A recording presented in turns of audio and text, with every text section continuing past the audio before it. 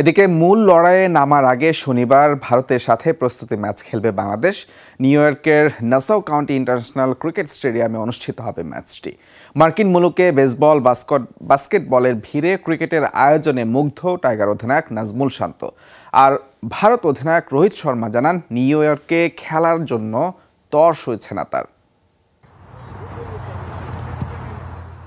টি-20 বিশ্বকাপের পর্দা উঠতে আর বেশি সময় বাকি নেই।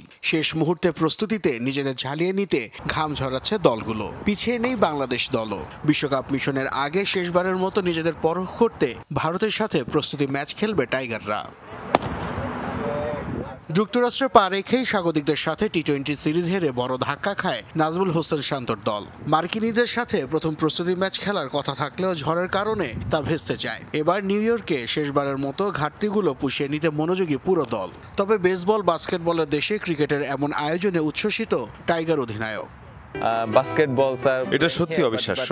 আমি যখন স্টেডিয়াম আর উইকেট দেখেছি পুরো মুগ্ধ হয়েছি। পরিবেশটাও দারুণ লেগেছে আমার কাছে। আমরা জানি যুক্তরাষ্ট্র মূলত বেসবল, বাস্কেটবল জনপ্রিয় খেলা, তবে এখানকার ক্রিকেটও যে এমন হবে তা সত্যি আমি আশা করিনি। একটি আন্তর্জাতিক ক্রিকেট গ্রাউন্ডে যা প্রয়োজন তার সবকিছুই আছে এখানে।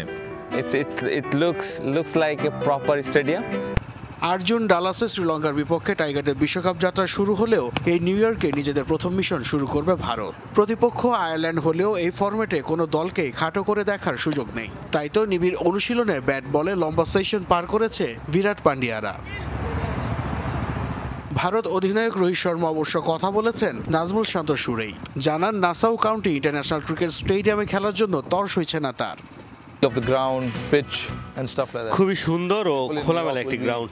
উইকেটটাও দারুণ মনে হয়েছে। আমরা বিশ্বকাপ যাত্রার জন্য উন্মুখ হয়ে আছি। কন্ডিশনের সাথে মানিয়ে নেওয়ার চেষ্টা করছি আমরা। বিভিন্ন দেশের ক্রিকেট সমর্থকরাও উন্মুখ হয়ে আছে। সত্যি বলতে ক্রিকেটার হিসেবেও বিশ্বকাপ শুরু হতে তর সইছে না আমাদের। এবারে টি-20 বিশ্বকাপের আসর যৌথভাবে আয়োজন করছে উইন্ডিজ ও যুক্তরাষ্ট্র। ক্যারিবিয়ানরা এর আগে আয়োজক হিসেবে নাম লেখালেও আইসিসির বৈশ্বিক কোনো টুর্নামেন্টে মার্কিনীদের জন্য এটাই প্রথম অ্যাসাইনমেন্ট। নাসিফ শুভ, যমুনা স্পোর্টস।